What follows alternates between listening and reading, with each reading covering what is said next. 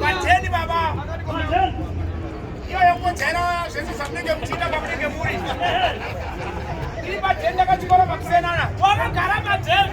Ukatima mwana wangu. Inonotenga super. Inonotenga super. Panotenga super. Yeah. Ndakagara pandikuri dzangu ka radio kangu pa 10. Kulowa super ndikulowa super. Uchinwa super. Wamu musoro. Wawa dzakwa. Unosati kana tiri kubhawa. Tiri kubhawa. Tina system yekuti kana tadhakwa. Hatinoona pakubvunza kuti nhasi imari. Madzimai eko akasiyana siyana. Apo wanga uchinwira pa 10. Chinwira pa 10. Baba.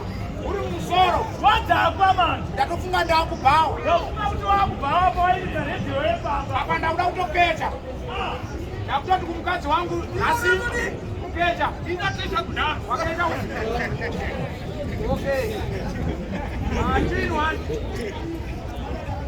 Baba ndazongoti kumukadzi wangu nhasi imari kati nhasi shoti time imari udzatangosumuka mbama endapiwa so babaka akasina kumira musi saka ndokuenda iwe wani super futa sano tsoka iri kubasa Tandura kabato inini ndakufarira chinhu mani wafarira chinhu amatuke isisu takangwarisa mazita atinotumidza kuzvinhu zita rimwe chete rinokwanisa kushanda pazvinhu zvakawanda mukadzi akaita murume wekudzane agara nemurume wake mumba zvinonzi aita chii une matrauza